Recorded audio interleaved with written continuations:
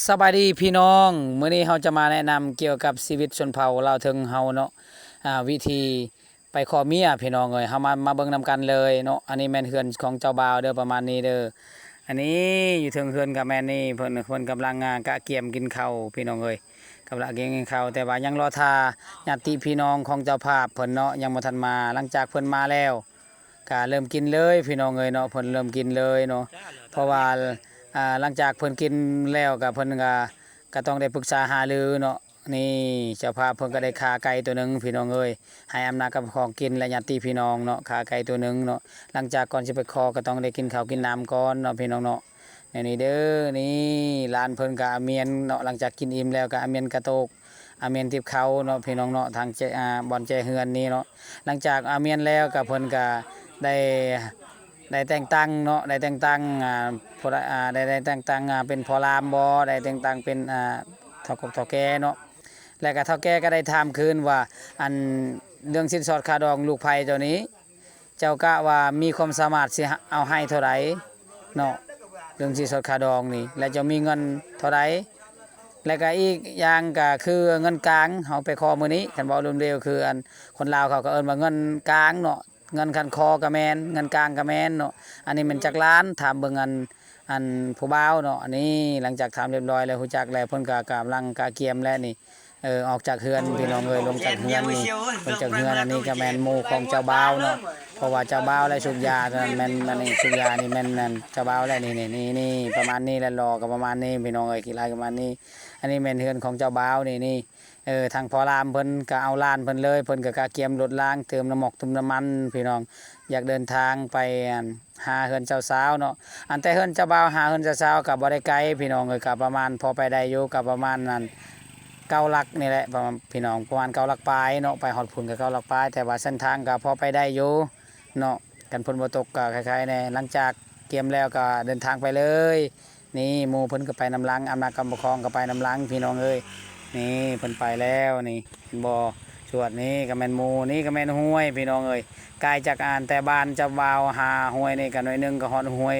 บ่อนดงพีเมษาเนาะอันนี้เนาะเพิ่นก็ล้างตีนล้างมือพี่น้องเอ้ยแล้วก็เดินทางต่อพี่น้องพอมันฮอดอันเฮือนจะเช้าก็ประมาณ8 โมงเขานัดหรือ9 โมงเนาะพี่น้องเนาะเพราะว่าโรงเวียกโรงงานมันก็อัดสิช้าอันนี้ก็ฮอดบ่อนสวนสวนยางพาราของบริษัทเวียดเนาะอันนี้พี่น้อง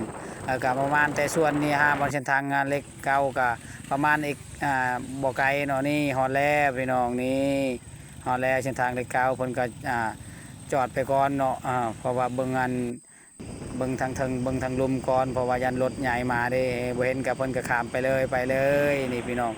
นี่เฮามาเบิ่งนำกันเด้อว่าเป็นจังไดเฮือนของเจ้าสาวเนาะและเพิ่นกำลังเฮ็ดหยังเนาะแล้วก็หางสำไรมีสำไรเฮาก็มาเบิ่งนำกันเด้อพี่น้องเด้อนี่แล้วก็เข้าแวะทางเบิ่งครัวนี่เลยต่อหน้าบ่อนหานเนาะหานก็เจ้ากินดื่มนี่เด้อบนต้นมะม่วงนี่พี่น้องนี่เข้านี่ตัวเขาทาสีนี่เนาะทาสีอัน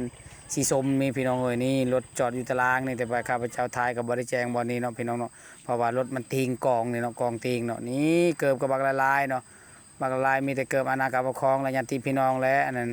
มาเบิ่งนำกันว่าอยู่เทิงเฮือนเพิ่นกำลังเฮ็ดหยังเนาะกำลังกินข้าวหรือกำลังนั่งดินนี่เพิ่นกินข้าวกินน้ำเรียบร้อยแล้วพี่น้องเอ้ยมีแต่ว่าเพิ่นนั่งดินรอทาอันเจ้าบ่าวมาเนาะไปเจ้าบ่าวมาเนาะพี่น้องมาเพิ่นก็กินเหล้ากินเบียร์บางคนก็กินน้ำหวานนี่เจ้าบ่าวก็มาแล้วอันข้าพเจ้าก็เลยได้มอบเงินกลางพี่น้องเอ้ยได้มอบเงินกลางให้ทางเจ้าสาวเพิ่นเนาะตามที่ว่าอันเจ้าบ่าวกับเจ้าสาวตกลงกันไว้นั้นเนาะแต่ว่าฝ่ายอันเจ้าภาพยังบ่ทันได้ฮู้ฝ่ายพ่อแม่เนาะอันนี้เสนอให้พ่อแม่เนาะพ่อแม่ก็เห็นดีเนาะอันตัวนี้เนาะเห็นดีแล้วแต่ว่าตามมันลูกสาวได้ร่วมกับอันผู้บ่าวเพิ่นเนาะก็ถูกต้องป้องกันแล้วบัดนี้เฮาก็เอ่อ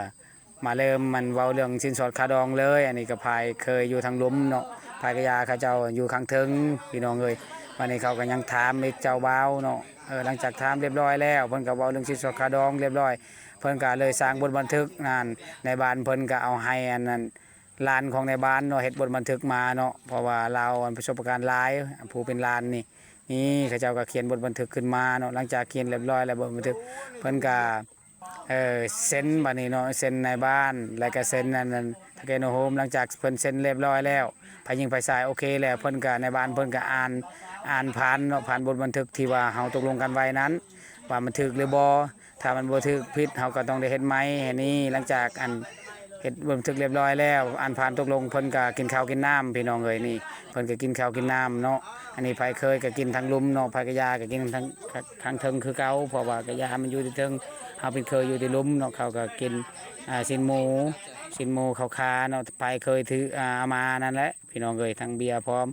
ก็ถือว่าคลิปอันนี้ถือว่าจบซ้ำนี้เนาะมื้อหน้าบ่าวซิมสิลงคลิปใหม่เนาะยังมีหลายเนาะเพราะว่าอันอาชีพชนเผ่าละเทิงเฮาเนาะเอามาเบิ่งนํกันพี่น้องเพื่อว่าคลิปนี้หมดเท่านี้ขอขอบใจเด้อ